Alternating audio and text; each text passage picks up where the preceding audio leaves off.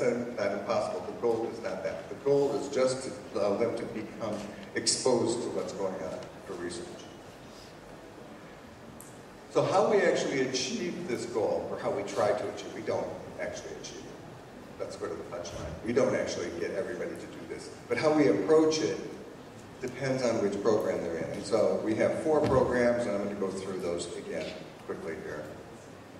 So the first program is the biggie, right? This is the one that we're all focused on here because it's pharmacy, and it is the pharmacy professional program. And again, this is a non-PharmD program. It's a BSc program.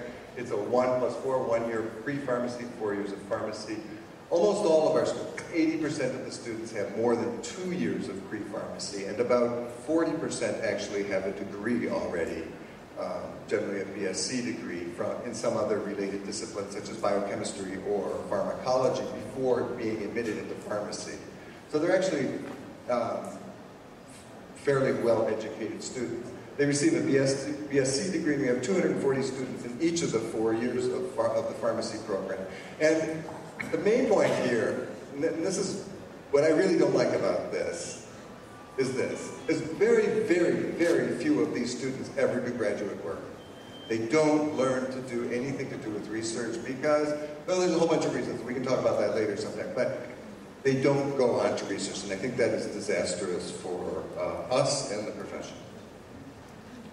The other program that we have is this thing called the Pharmaceutical Chemistry program, and in this case what we're interested in is educating students for the sciences that underlie pharmacotherapy, so everything that you can think of, and that the following is a list of everything that you can think of. And so these students, instead of they do not learn therapeutics or practice stuff, because they're not going to be pharmacists. These people cannot be licensed as pharmacists once they graduate. However, we teach them organic, physical, analytical chemistry, medicinal chemistry, pharmaceutics, pharmacokinetics, things, all of the pharma stuff, right? So they learn all the pharma sciences, but they don't learn therapeutics, with the goal of them being able to go to work in industry and or be graduate students. They can't be licensed, that's what I just said, and they go on to be graduate students or work in the pharmaceutical industry. Interestingly enough, a non-vanishing percentage of these people actually go into pharmacy afterwards too, or they go into medical school, things like that. So there are, in general, if you want to get the students involved in research, we have in general 3 ways of doing it. And I'll go through the official ways. So the first way is we offer the student a scholarship for working in a research group, a stipend rather, for working in a research group during the summer. We make research a graduation requirement, so you don't get out unless you do some sort of research. Or, these are ors, they're not ands. Or we provide opportunities for course credit for students who are interested. So I call this essentially, we bribe them, we force them, or we just make it easy for them. One of those, there's 3 ways. I'm sure there's more, but bribing, forcing, and making it available are the ways that we do it.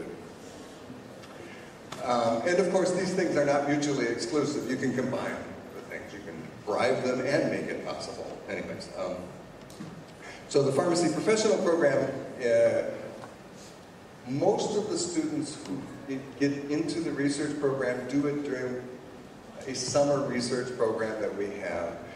We have actually a large number of stipends. There's like 30 summer stipends available, but there's 10 of them that are available exclusively to pharmacy students. These are oversubscribed. We have lots and lots of interest, actually, and so it works out really well. The pharmacy students who don't receive one of these ones that are specific for pharmacy can then apply for other stipends. The program takes place between May and August of any of the summers that the student is in the pharmacy program. It takes place in the researcher's lab or in the researcher's group somehow. I mean, there's the people are sitting there doing stuff with you, so it works out really well. There's a lot of contact. And at the end of the program, they have to give a presentation about what their results are to the other summer students and the rest of the faculty. at least the faculty that's still around in mid-August. These students who do the pharmacy professional, the professional students may also elect to take a research elective during the 4th year of the pharmacy program. Very, very few do, but they can. In the pharmaceutical chemistry major, we take the second route. We actually force them. We don't bribe them. We force them. That works really well. We make it a graduation requirement. So unless they do a 1-year-long research project with a thesis at the end, they don't graduate. This pushes them along. They, of course, may also, and in general, do participate in summer research projects. So there's also stipends available for them. So they are around often during the summer also. I have to say that the people who are in the Pharm Chem program are in general much more interested in doing wet lab stuff than the people who are in pharmacy. The people typically we get in pharmacy want to wear white coats and stand behind the counter. They don't want to do research. So it's a different sort of student that we get. In addition to the research opportunities that we have for the students, the Pharm Chem students can also participate in a 1-year professional experience year program. In this thing, it's after their 3rd year of undergraduate studies, so they have to study for 4 years. So after their 3rd year, these people can, they apply for a position in a company, and the company will then hire them for either 12 months or 16 months at a reasonable salary. They'll get like $40,000, $50,000 a year, and they go off and they work for the company for 1 year, and then they come back and they finish their degree in their 4th year, and they get a special mention on their diploma saying that they successfully completed the professional experience year program.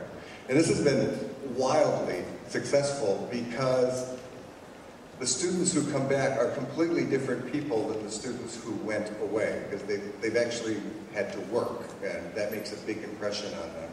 And they know much better what they want to do, whether they want to go to graduate school or what have you. Anyways, at the conclusion of the research project or the summer thing, the Pharm Chem students have to write a thesis and present the results.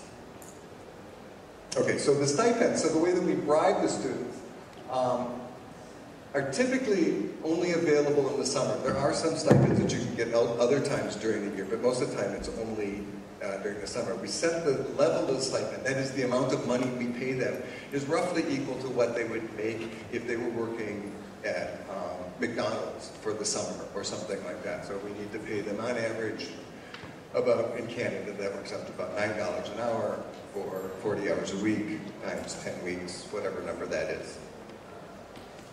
And it's also important to point out that if the student is being paid for the work, they can't receive credit towards graduation for the work. So you either get credit or you get paid. You cannot be paid and get credit towards graduation at the same time.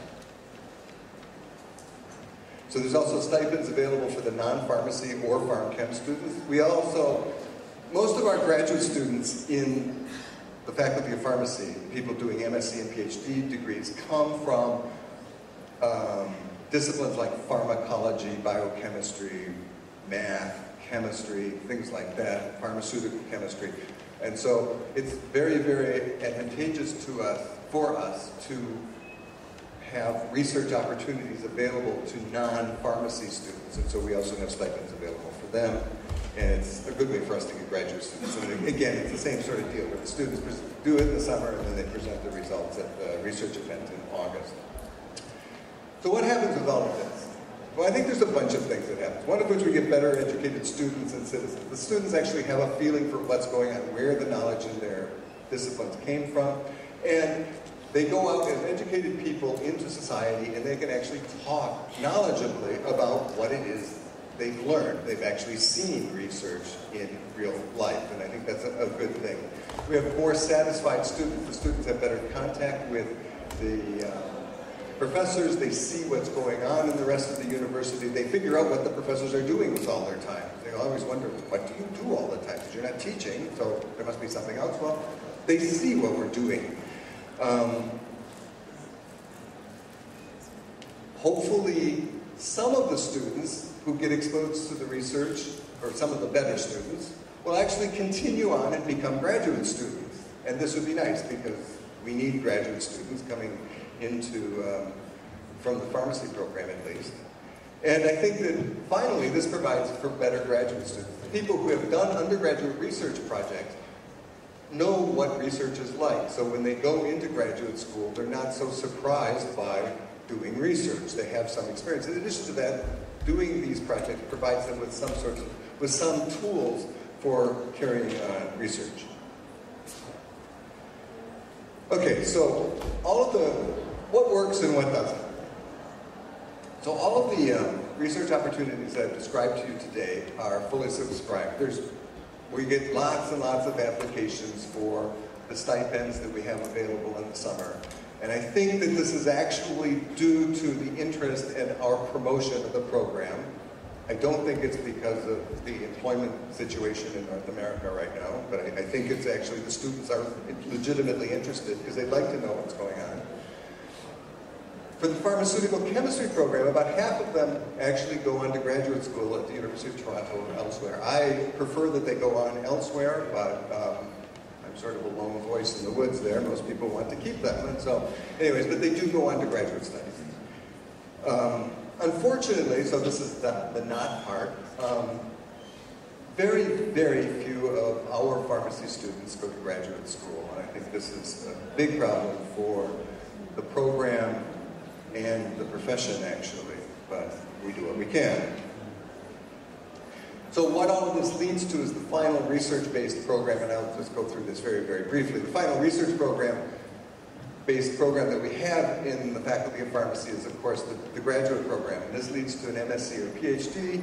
Both of them are research-based, thesis-based degrees. Both require the student to defend his or her own research. Currently in our faculty we have about 150 graduate students, and as I said earlier, the background comes from a number of different disciplines like pharmacology, chemistry, sociology, economics, and so on. However, almost nobody from pharmacy. And I think of the 150, I think there's actually 4 from pharmacy. It's sad, to be honest about it. Okay, so to wrap up here, involving as many students as possible in research, I think improves all of our programs. Promoting the participation of research of undergraduate to pharmacy undergraduates has advantages for the students, the faculty, and the profession. And I presented 3 different methods. You bribe them, you force them, or you make it possible for them. However, there are other ways to do this. And I would like to thank you very much again for the invitation, and I'll be pleased to answer any questions you might have. Thanks.